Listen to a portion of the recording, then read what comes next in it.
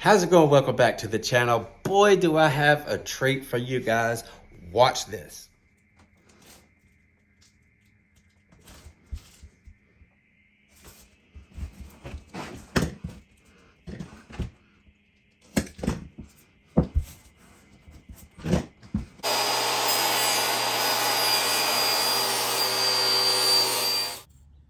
Inch and a half.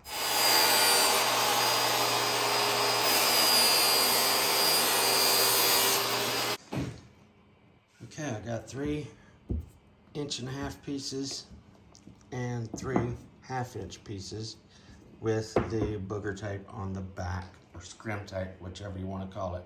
Now comes the fun part. Okay, with one of these, I'm going to take and peel this off. Oop. Peel off the protective cover, and I'm going to put it flush to the edge of one of this sides right there. Don't really matter which side. Okay, another one I'm going to take and put in the center. Ready? Try to get that halfway centered there. Right about there, and right about there. Okay. Got that one centered. That one's on the edge. I'm going to do the edge on this one right here as well. Okay. Take this and put it flush to the side of this one. Give it a nice push on all of these. Make sure it gets a good adhesion. Now the magic. All right, so I got my saw set up now. I took and put my fence over on the other side. I got it beveled up on a 45 right there, and I've actually put another piece on the bottom of here just to give it a little bit more stability. So now I've got about 3/4 of an inch instead of a 1/2 inch. I'm going to take and run it through my saw right there and put a nice bevel on this edge right here.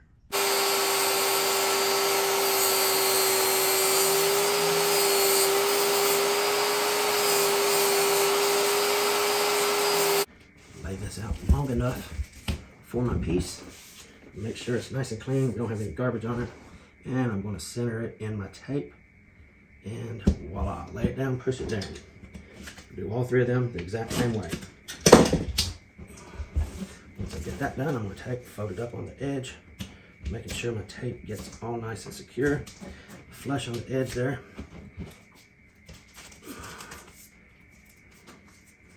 There you go, should look something like that. Finish wrapping it right on around. Okay. Same thing on this piece. Okay, now I've got them all 3 covered. I'm going to go ahead and take and cut off some of this excess. We don't need that much material on the bottom of these, so I'm going to just cut some of that extra material off of it. This is just my personal preference. You don't really have to do that. But I just like to. Do the same thing to this one.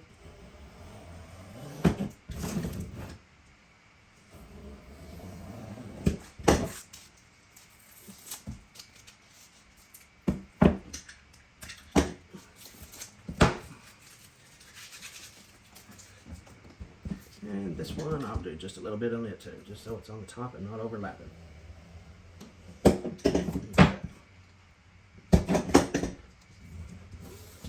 Alright, we got these pieces all ready to go now.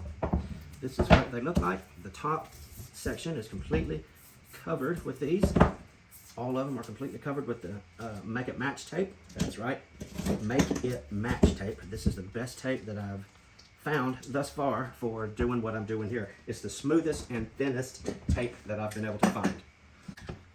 My plank, score the back of it, and break it up just like that. What I'm doing now is just getting me a piece of the top bare layer started so I can get my tool locked onto it. Once I get so much done, then I'm able to take my tool, feed that right in there like so.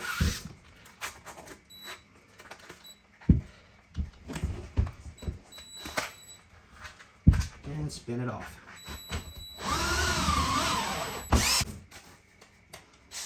Okay, once we get that done, we can simply turn or drill the opposite direction There we go. Now we have us a nice long piece. I'm going to take and cut it into pieces here. Let's see if that's going to be long enough. Yeah, that's going to be long enough. All right, I'll probably get 2 out of these so I don't have to do it again.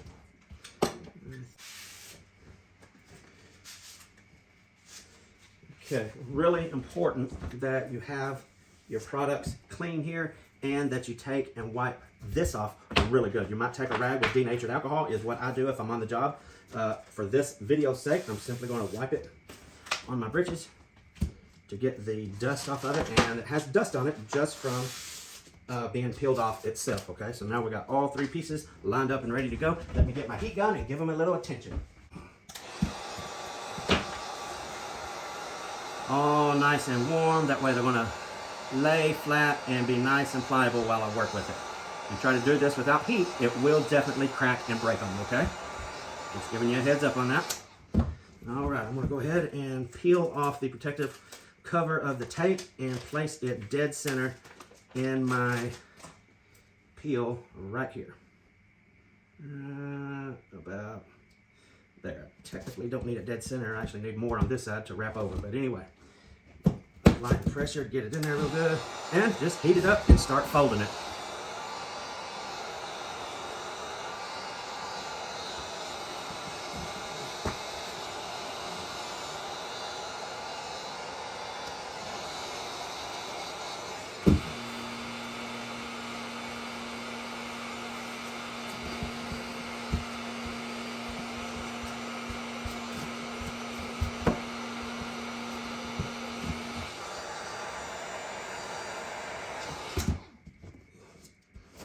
Okay, I'm going to take my knife now and cut that excess off of it. Don't need that sticking over in the way of my next piece.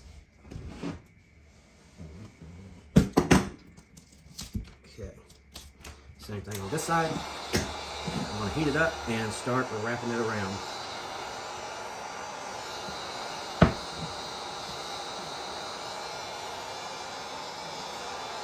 Once we get it nice and warm, I can turn off the heat and give it a nice fold there with my fingers. Get that edge really nice and tight so it looks clean. Okay. I left this a little long on the ends just so I could trim it off after I'm done. I don't like to try to get it perfect as I'm applying it to the product. Once it's on there, you can trim it off real nicely using your piece of plank as a guide. Okay, let's take a look at the finished product and see what we've got. So right here is you can see what that is. This is a T-molding. It's going to join 2 planks together if you're going from one to another, and you have room for expansion because you have this much room from the tongue over, so you can make that expansion as much as you want or as little as you want, judging on how wide you cut your piece and how wide you cut your bottom T part, okay? So there we have a T-molding, and the thing about these homemade transitions is it's always going to be the perfect thickness. You're always going to have a perfectly solid connection with the floor you're actually installing on because it's just 2 thicknesses of the same plank you're using. So it's always going to be the perfect height for setting down there nice and solid without having any movement, crackling, popping, or anything like that going on. This one right here, we have a end cap. This one will be used maybe for sliding doors, places like that where you just want to suddenly stop your plank, and this looks just like that. I'll get you a better look in just a minute. This is a beautiful, absolutely beautiful squared off look right here.